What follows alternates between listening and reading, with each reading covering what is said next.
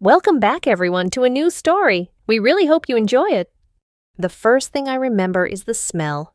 You'd think a field of flowers the size of a small town would smell sweet, like perfume. But it wasn't like that. It was thick, heavy, and almost dizzying. A wall of scent that hit you the moment you stepped out of the transport truck. It was the smell of pollen, an almost spicy, earthy fragrance that coated the back of your throat and clung to your clothes. The sun beat down, turning the giant, iridescent petals of the flowers into shimmering sheets of gold, crimson, and violet. This was my new job, my new life. At 22 years old, a pollen harvester on the vibrant, alien plains of Cygnus X1's only habitable moon. Johnny, stay sharp. The voice belonged to Marcus, a man whose face was a roadmap of sun and hard seasons. He was my crew chief, a veteran of the pollen fields who moved with a slow, deliberate economy that I was still trying to learn. I was fumbling with my harvester nozzle, the clumsy gloves of my suit making me feel like a child playing dress-up. "Don't let them get you," he added, his voice a low grumble over the comms. "If they sting you, you won't be yourself anymore." I chuckled, the sound tinny in my helmet. What's that supposed to mean? Old man, they gonna turn me into a frog? It was the kind of joke the rookies always made. We'd all heard the whispers, the campfire stories about the giant native bees, the stingers, as they were called. The tales were always vague and ominous, full of warnings about how their venom didn't just hurt, it changed you. The company doctors said it was a mild neurotoxin, nothing to worry about unless you were allergic. Marcus and the other lifers, though, they spoke about it like a curse. "Affects your hormones. Kid," he'd said to me on my first day, his eyes serious. "Your male hormones." I'd shrugged it off then, just as I did now. Sounded like a scare tactic to keep us from getting sloppy, or maybe just some local superstition blown out of proportion. We were here to work, to harvest the most valuable resource in this sector of the galaxy, not to listen to ghost stories. My section of the field was near the edge, where the cultivated rows met the wild, untamed jungle. The flowers here were larger, their colors more intense. The prize pollen, Marcus had called it. That's why I was pushing myself, reaching for a massive golden bloom that hung just out of easy reach over a small ravine. It was a stupid risk, leaning out over the edge like that, my boots sinking into the soft, loamy soil. That's when I heard it. A low, resonant hum that vibrated through the soles of my feet. It was different from the gentle buzzing of the smaller, harmless insects. This was deeper, more powerful. I looked up and saw it. It was magnificent and terrifying. The stinger was the size of my fist, its body a sleek, iridescent black, striped with bands of electric blue. Its wings beat in a hypnotic blur, holding it steady in the air as it regarded me with what felt like intelligent, multifaceted eyes. I froze, my heart hammering against my ribs. All of Marcus's warnings, which I dismissed as childish fears, came crashing back. "Johnny, back away, slow." Marcus's voice crackled with urgency in my ear. But it was too late. I'd invaded its space, threatened its flower. I tried to pull back, but my foot slipped on the loose earth, my arm flailed out for balance, a clumsy panic gesture that the stinger must have taken as an attack. It moved with impossible speed, a black and blue streak, a flash of motion, and then a sensation of white-hot agony on the side of my neck, just below the seal of my helmet. It felt like a needle dipped in fire being driven straight into my flesh. I yelled, a strangled cry of pain and shock, stumbling backward and falling hard onto the ground. The stinger was gone as quickly as it had appeared. The pain was blinding, a sharp burning point that radiated outward. My hand flew to my neck, and I could feel a hot, swelling lump already forming. My pulse was a frantic drum in my ears. But then, almost as quickly as it had come, the searing pain began to fade. It didn't just disappear. It was replaced by something else. A strange, spreading warmth flowed from the sting site, moving down my shoulder and into my chest. It felt pleasant. The throbbing ache in my neck softened into a dull, tingly numbness, and the world seemed to slow down. The vibrant colors of the flowers blurring at the edges, A wave of lightheadedness washed over me. "Marcus," I mumbled, my own voice sounding distant. He was there in an instant, his weathered face etched with a mixture of fear and something else I couldn't place pity. "Damn it, kid, I told you." He helped me to my feet, his grip strong on my arm. My legs felt like jelly, and the short walk back toward the camp's medical tent felt like a marathon. The initial panic was gone, replaced by a weird sense of calm, a detached curiosity about the buzzing sensation that was now humming through my entire body. It felt like every nerve ending was waking up, tingling with a low-grade electric current. The medical tent was clean and smelled of antiseptic. A young man with sandy blonde hair and a calm demeanor was waiting for us. This was Jake, the boss's son. He ran the day-to-day operations of the camp, and part of that meant playing medic for minor injuries. "Got hit, huh?" Jake said, his voice easy and reassuring. He gently guided me to sit on a cot and peeled back the collar of my suit. I flinched as his cool fingers probed the swollen area on my neck. "Looks like a clean sting. You're not having any trouble breathing, are you?" I shook my head. "No, it just feels weird. Warm and tingly." Jake nodded, pulling out a small medical scanner. He ran it over the sting, and a series of green lights blinked on the display. "No anaphylaxis. That's good. The venom is already in your system, but the initial reaction is mild. We'll give you a standard antihistamine shot, just in case." He prepped a hypo spray, and I barely felt the hiss of it against my arm. "Just take it easy for a couple of days," Jake said with a smile. "Drink plenty of fluids, get some rest, you'll be fine." "Fine," I repeated, the word feeling thick and foreign on my tongue. Marcus stood by the tent flap, his arms crossed over his chest. He hadn't said a word since we'd arrived. He just watched me with that same look of profound, knowing pity. It was more unsettling than the sting itself. While Jake's calm words should have reassured me, it was Marcus's heavy silence that told the real story. He knew what was coming, and as I sat there, a strange, warm hum coursing through my veins, I had the terrifying and undeniable feeling that while I might be fine, I would never be the same. The man named Johnny, the one who had laughed at old superstitions just an hour ago, was already beginning to feel like a stranger. I woke up in the middle of the night, and the first thing I noticed was the silence. Not the absence of sound. The night on this moon was always filled with the clicks and chirps of unseen creatures, but a silence inside me.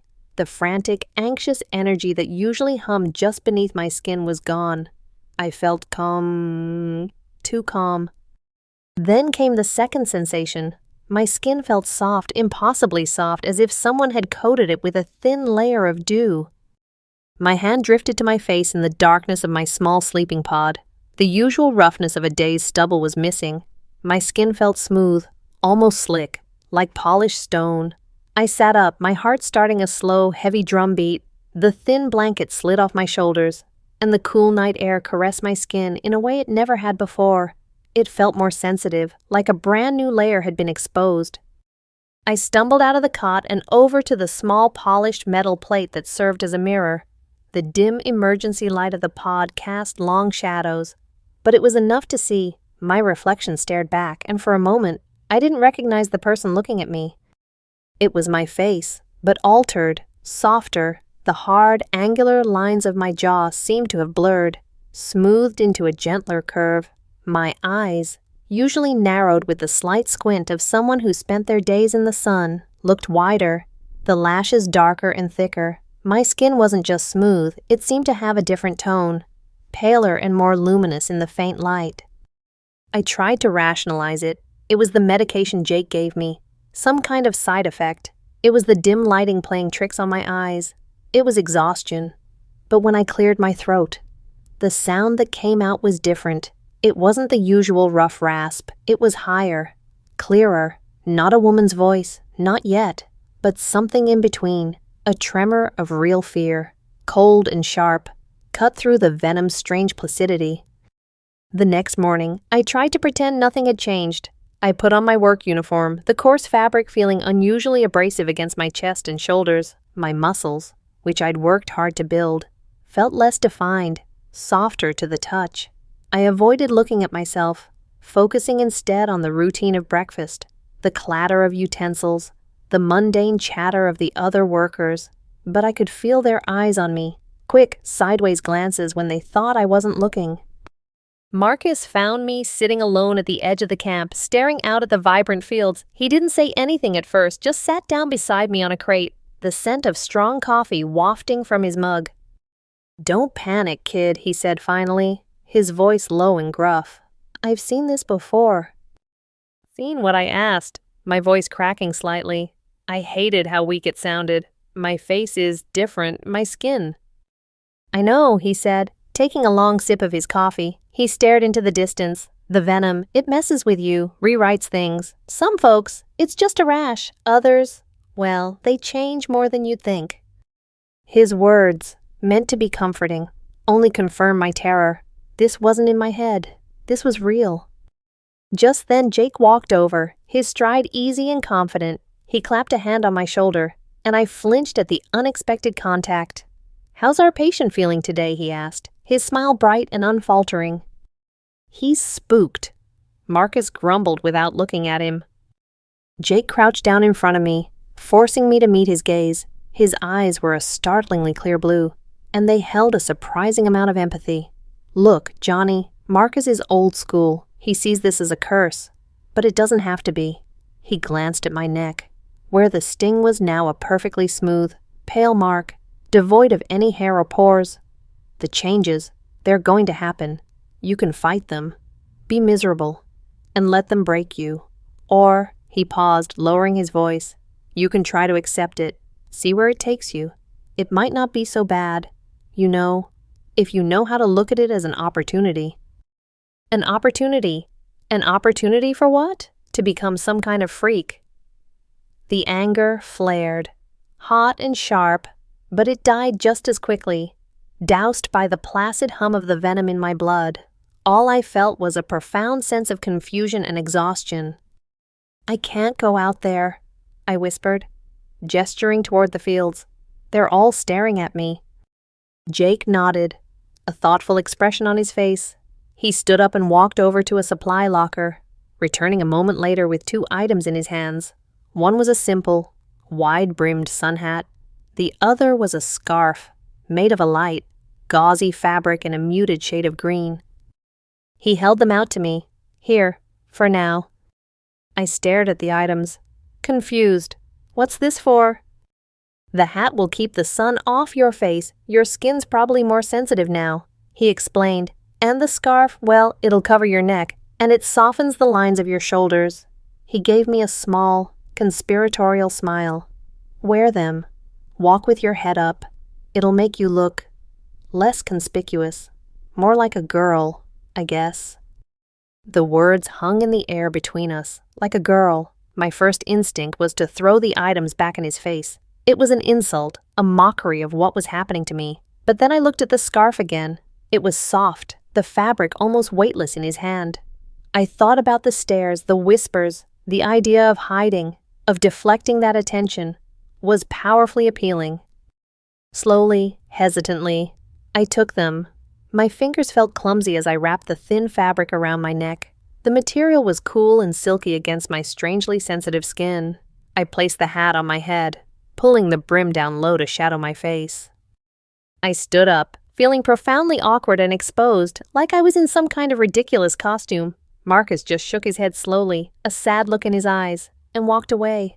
But Jake stayed, watching me. "It works," he said quietly. "Trust me." He was right. As I walked through the camp to return to my pod, the dynamic shifted. The pointed stares were replaced by softer, more curious glances. The whispers didn't stop, but their tone changed. Before, they were looks of shock and concern directed at Johnny, the guy who got stung. Now, the gazes were lighter, more uncertain, as if directed at a stranger. They didn't know what they were looking at, and that confusion gave me a thin, fragile shield. That night, alone in my pod, I looked in the mirror again. The hat and scarf lay on my cot. I saw the stranger with the soft jawline and wide eyes. The fear was still there, a cold knot in my stomach. but mixed with it was a new, unsettling flicker of something else: curiosity. When I wore the scarf, the world treated me differently. The experience was gentler, less judgmental. It was a terrifying thought, but as I touched my own smooth cheek, I couldn't deny it for the first time since the sting. I felt a tiny, fragile sense of peace. The weeks that followed were a blur of slow, undeniable change. The venom worked quietly, methodically, like a sculptor gently smoothing the hard edges from a block of stone. My body, once a source of pride, all lean muscle and solid strength from years of hard labor, was becoming a source of confusion. The muscle mass in my arms and shoulders softened, replaced by a subtle layer of fat that gave my limbs a smoother, more rounded appearance. My waist narrowed slightly, and I could feel a new, unfamiliar curve developing at my hips. My hair, which I'd always kept cropped short, grew at an astonishing rate. It was softer now, too, losing its coarse texture and falling in waves that tickled my neck and ears. I kept trying to slick it back, to keep it out of my face, but it seemed to have a will of its own. But the most disorienting change was the one I saw in the mirror every morning. My face was no longer just softer, it was becoming distinctly feminine. My eyebrows had developed a more natural arch, my lips seemed fuller, and the last traces of Johnny's angular features were melting away. I was trapped in a slow-motion transformation, and the clothes in my locker felt more alien with each passing day. The rough denim of my jeans chafed my skin, and the stiff fabric of my work shirts felt like a cage, binding a body that was no longer shaped for them. I felt a growing, desperate sense of dysphoria, a feeling of being incorrectly packaged. One evening, Jake found me in my pod, staring blankly at the wall. He didn't knock, just appeared in the doorway with a gentle smile. In his hands, he held a simple bundle of white fabric. He laid the dress on my cot.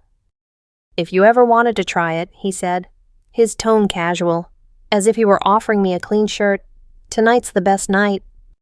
He explained, "There's a small party at the main bonfire tonight, just the core crew, celebrating a good harvest week." I stared at the dress, my throat tight. "I can't wear that." The words came out as a choked whisper. "Why not?" Jake asked, his gaze steady. "Are you more comfortable in those jeans that look like they're cutting you in half? I've seen the way you move. Johnny, you look like you're in pain all the time." He used my old name deliberately, a reminder of the person I was supposed to be, and it felt like a punch to the gut. My first instinct was to scream at him, to refuse, to preserve the last shred of my masculinity. But then, through the open door of my pod, I saw Lily walk by. Lily had been Luke when I first arrived, a quiet, lanky kid who'd been stung about 6 months before me. Now, she moved with an easy grace that I secretly envied. Her long, dark hair was tied back in a simple ponytail, and she wore a light, floral print skirt that swirled around her knees as she walked. She looked happy. She looked right. That image, more than anything Jake could have said, chipped away at my defenses. A deep, unsettling curiosity bloomed in my chest. What would that feel like, to move without feeling like your clothes were fighting you, to feel fabric that was soft and yielding instead of rough and restrictive? Jake must have seen the conflict in my eyes. "No pressure," he said softly, backing out of the doorway. "It's just cotton. It's not a life sentence. But maybe it's time to stop fighting so hard." He left, and I was alone with the dress for a long time. I just sat there, looking at it. It seemed so innocent, so simple, a piece of clothing, yet it felt like the most significant object in the universe. Slowly, as if in a dream, I stood up and shed my uncomfortable male clothes. My hands trembled as I picked up the dress. The cotton was cool and incredibly soft. I took a deep breath and pulled it over my head. The moment the fabric slid over my shoulders and down my body was a revelation. It didn't bind or chafe. It flowed. It settled gently against my skin, the light material whispering over my newly sensitive flesh. The sensation was so overwhelming, so profoundly comfortable, that I had to brace myself against the wall, my eyes closing for a moment. I straightened up and dared to look in the mirror. I gasped. A stranger looked back at me, a young woman with wide, startled eyes and hair that fell softly around her face. The dress fit perfectly, skimming over the new curves of my body, the simple white fabric making my skin look even fairer. For the first time, The person in the mirror didn't look like a distorted version of Johnny. She looked whole. It was terrifying. And yet there was a quiet, undeniable feeling of rightness to it. Jake had left a pair of simple leather sandals outside my door. I slipped them on, my feet feeling strange and bare. I took a few hesitant steps around the small pod, the dress moving with me, the hem brushing against my calves. It felt liberating. I turned back to the mirror and, on an impulse, gathered my shoulder-length hair and loosely tied it back with a spare cord. The simple act revealed the slender line of my neck and the delicate shape of my face. When I finally gathered the courage to step outside, Jake was waiting by the path to the bonfire, as if he knew I would come. The firelight flickered across his face, and for a moment, he just looked at me. There was no mockery in his eyes, no pity, only a gentle, appreciative warmth. He smiled, a slow, genuine smile. "It suits you better than I thought," he said, his voice soft. He tilted his head slightly. "You know, you remind me of the jasmine flowers that grow back on Earth. Delicate, but strong." He tried the word out, letting it settle in the air between us. Jasmine.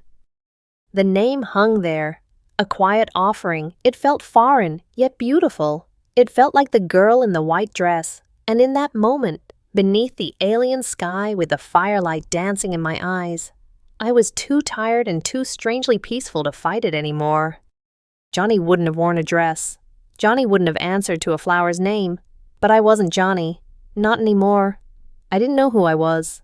But as I walked with Jake toward the warmth of the fire, I didn't correct him. I just listened to the sound of my sandals on the path and the soft whisper of the dress against my skin. They called me Jasmine, and I'd stopped feeling strange when I heard it. The name settled over me like a second skin, one that fit far more comfortably than my old one ever had. At first, it was just Jake who used it, his voice always gentle. Then Lily started calling me Jasmine, her tone easy and sisterly. Soon, it rippled through the rest of the camp. There was no grand announcement, no formal change. It just happened. The workers, many of whom had seen this transformation play out before with others, adopted it with a surprising naturalness. The pronouns shifted from he to she as easily as the wind changed direction over the fields. Life found a new rhythm. I started working alongside Lily. Our tasks slightly different from the male crews. We handled the more delicate blooms, the ones that required a lighter touch. I found I was good at it. My hands, once calloused and rough, were now slender and deft, capable of harvesting the fine pollen without bruising the petals. Something inside me was softening, too, as Johnny. I had been quiet, guarded, always feeling like I had to prove my strength and toughness.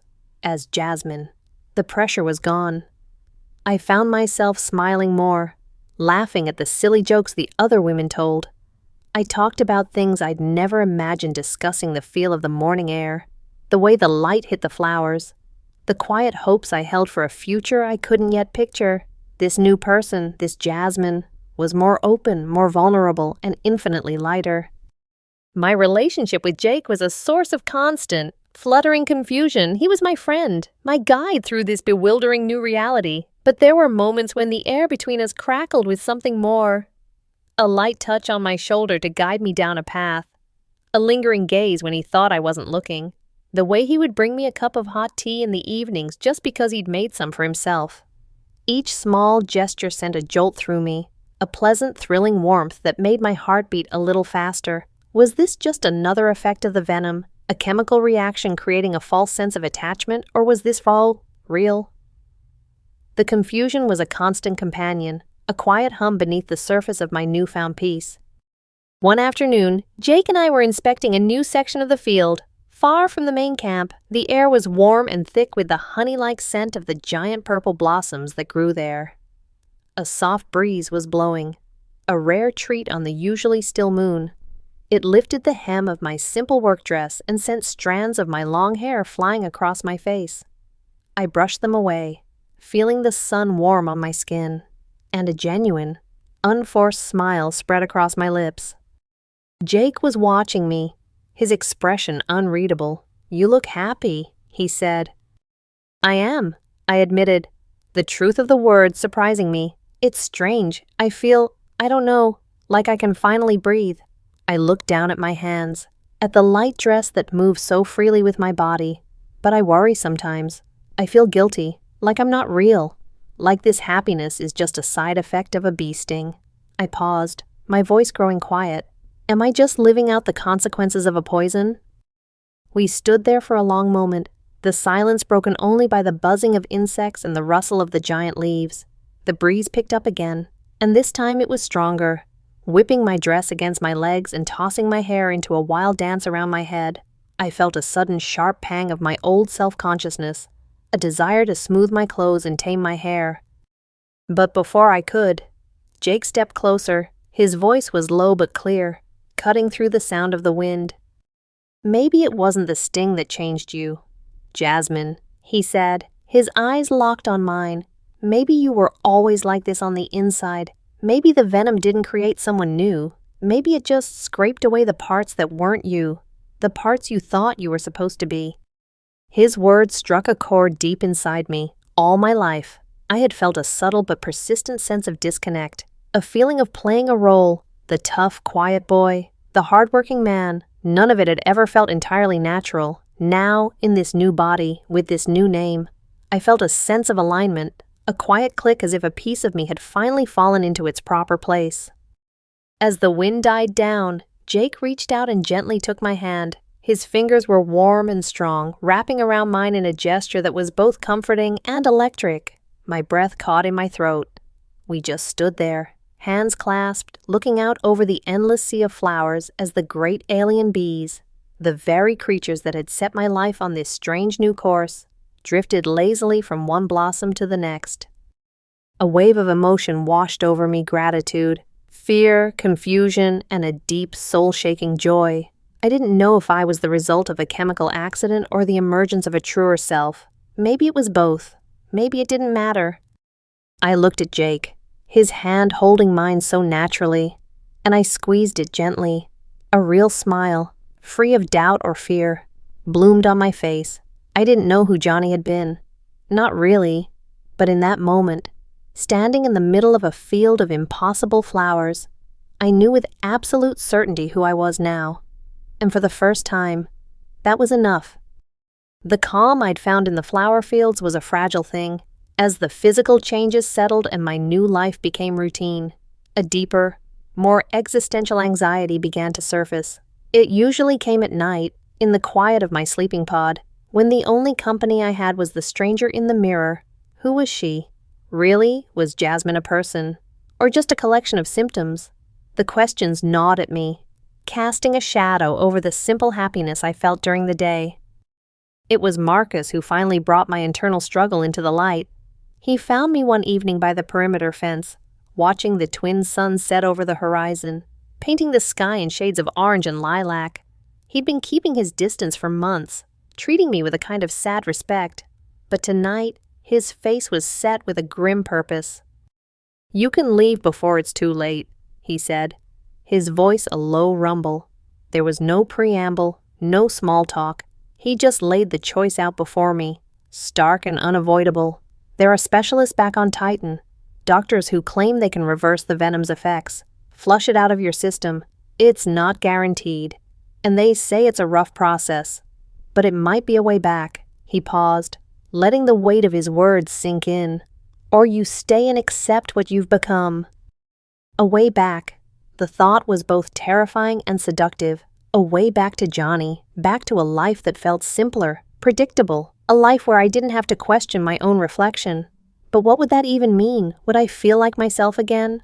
Or would I feel like I was wearing another, ill-fitting costume? The inner conflict was a storm. I felt a deep, piercing guilt when I thought about the Johnny I had left behind. He had parents, a brother back home, a life he had been building. Had I just erased him? The fear of being a fake, an imposter created by a bug's venom, was overwhelming. What if Jake was wrong? What if there wasn't a real me underneath all this? Just a chemical reaction. But then I thought about what it would mean to go back. I remembered the feeling of my old clothes, the constant, low-grade sense of being out of sync with my own body. And I thought about the simple peace I felt now, the lightness in my chest when I laughed with Lily, the thrilling warmth that spread through me when Jake's hand brushed against mine. Staying meant embracing this newfound tranquility. This feeling of finally being at home in my own skin. Leaving meant abandoning it, perhaps forever. I spent the next day in a daze. Watching the others, I saw Lily teaching a newly stung worker, a young boy named Sam, who is now hesitantly answering to Sarah how to properly tend to the more delicate flowers. Lily was patient and kind, her smile radiant. She wasn't a victim of some strange curse. She was a vibrant, confident woman, living her life with a freedom I had never seen in the tents. Guarded man named Luke. I saw the other women, all of whom had walked this same path, sharing stories, supporting each other, building a community out of a shared, strange fate. They were happy. They were whole. That evening, I sought out Marcus again. I found him sitting in his usual spot, nursing his coffee. "Why did you tell me?" I asked, my voice barely a whisper. "Why give me a choice you never took?" Marcus stared into his cup for a long time before he answered. "Because I made the wrong one," he said, and his voice was raw with a lifetime of regret. "I was stung. Years ago. Back when no one knew what it really did. I was a young man, full of pride and fear." He finally looked up at me, and in his eyes, I saw a deep, hollow loneliness. The changes started, just like with you. I was terrified. I fought it. I took suppressants, anything I could to hold on to what I was, and I did. I stayed a man. He let out a bitter, humorless laugh. "And I've been alone ever since. I pushed everyone away. I couldn't stand to see what I might have been." His gaze became intense, pleading. "I watch you. I watch Lily. You're not broken. Kid, you're blooming." I resisted, and all that's left of me is the thorns. He put his hand on my arm, his touch surprisingly gentle. "I wish I'd had the courage to stay," he whispered, the confession seeming to cost him everything. "I wish I had dared to become whoever I was meant to be." His words were a gift, a painful but precious piece of clarity. He had shown me the other path, the one paved with resistance and regret. It was a lonely, desolate road. I left him there and walked toward the fields. The air was cool and fragrant. In the distance, I could see the glow of the camp's lights, and near the edge of the blooms, I saw Jake. He was just standing there, giving me space, waiting to see what I would do. I thought of Johnny, the boy I used to be, and I felt a pang of sadness, not for losing him, but for the struggle he had endured without ever knowing why. He was a part of my past, a story I would always carry, but he wasn't my future. My future was here, in this strange and beautiful place. My future was with these people who had accepted me without question. My future was perhaps with the kind, handsome man who saw me not as a curiosity, but as a person. I looked at the vibrant, endless expanse of flowers opening up before me. This was my world now. I took a deep breath of the pollen-rich air and smiled. Then I began to walk, my steps light and sure. I was not walking away from a choice, but toward one. I was walking toward Jake, toward the fields, toward my life. And for the first time, it felt like the wind itself was at my back, gently pushing me home. They said the bee sting was a curse, but for me, it was an awakening. A year has passed since I made my choice. A year since I chose to walk forward into the flower fields instead of looking back for a boy I no longer recognized. The world still turns, the twin suns still rise and set, and the fields still bloom in impossible colors. But everything is different because I'm different. I work alongside Lily now, but not as trainees. We're guides. We are the first faces the newcomers see, the ones who offer a steady hand and a knowing smile when the fear and confusion set in. Just last week, a young man named Alex got stung while working too close to a wild hive.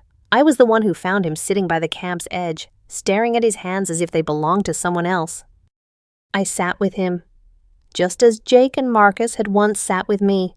I told him about the fear, about the strangeness, about the way his own skin would start to feel like foreign territory. And then I told him about the peace. I told him that the venom didn't have to be a poison that remade him, but could be a key that unlocked him.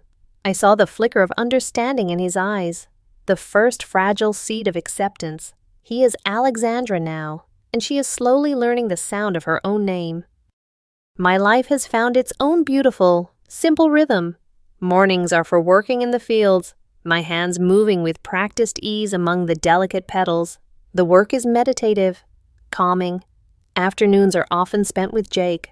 Our friendship has blossomed into something deeper, something quiet and profound. We walk the fields, hands intertwined, talking about everything and nothing. There is no grand romance, no dramatic declarations, just a steady, comforting intimacy that feels more real than anything I have ever known. He loves Jasmine, the person I am, not the ghost of the man I used to be. And in his eyes, I see myself reflected not as a transformation, but as a completion. I've come to understand what Jake meant all that time ago. The venom wasn't magic. It was a catalyst. It was a biological agent that stripped away the hormonal and physical scaffolding of a gender that had never truly fit. All my life, I had felt like I was wearing a suit of armor that was too heavy, too rigid. I just didn't know I had the power to take it off. The sting didn't curse me. It gave me permission to finally become the person I was always meant to be. Sometimes, late at night, I stand before the mirror in my small pod. I no longer see a stranger. I see a woman with long, dark hair that waves past her shoulders.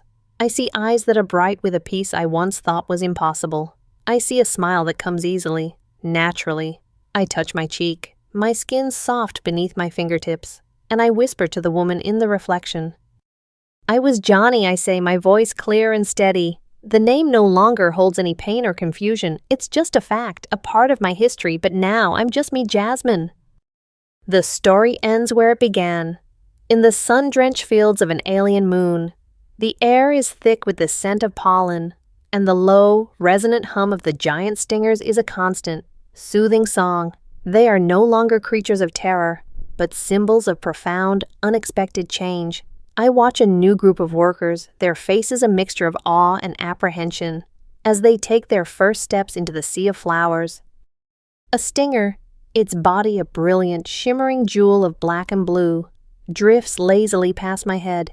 It circles once, twice, then flies off toward a giant crimson blossom. I don't flinch. I don't feel a trace of fear. I only feel a quiet, profound sense of gratitude. I turn my face to the warmth of the suns, close my eyes, and smile. The curse was a blessing. The poison was the cure. The sting was freedom.